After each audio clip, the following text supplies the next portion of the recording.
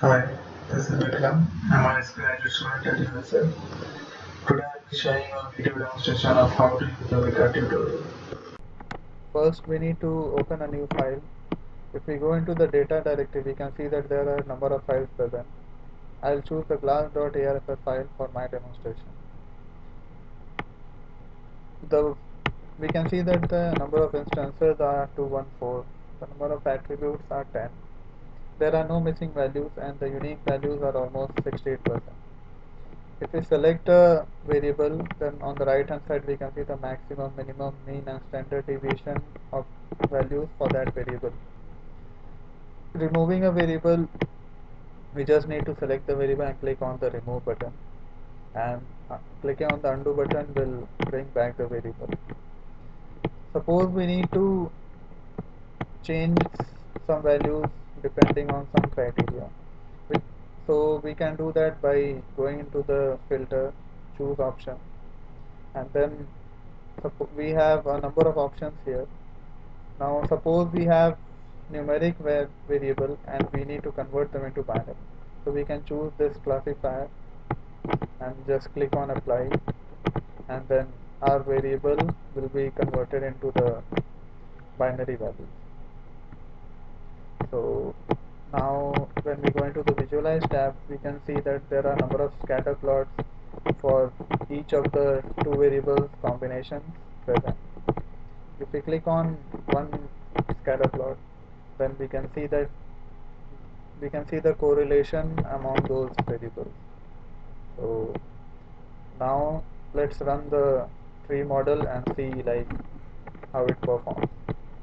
So first we'll choose the training dataset for our model, and then we'll run the naive based model first. So here we see that the correctly classified instances is only 55%, which is like not very good.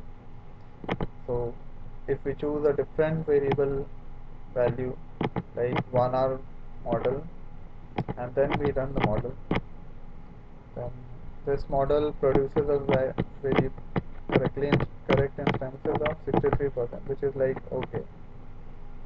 So let me choose one different value like 0 hour, and then run the model again. So this model performs the worst.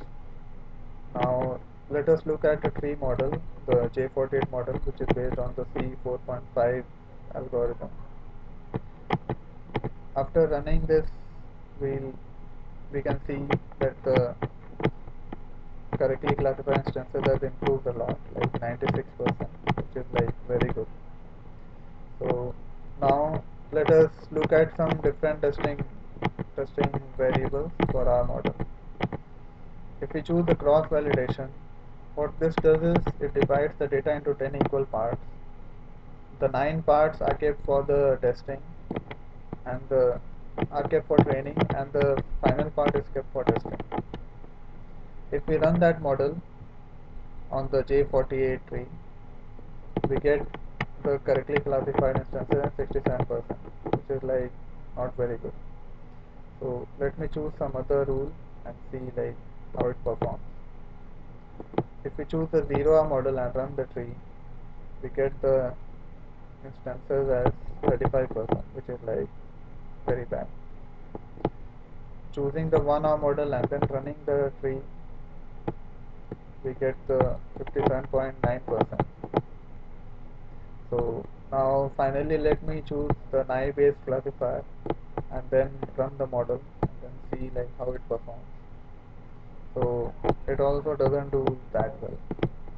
So now if we go into the percentage split, so here this means that this percent will be used for the training and the rest of the data will be used for testing.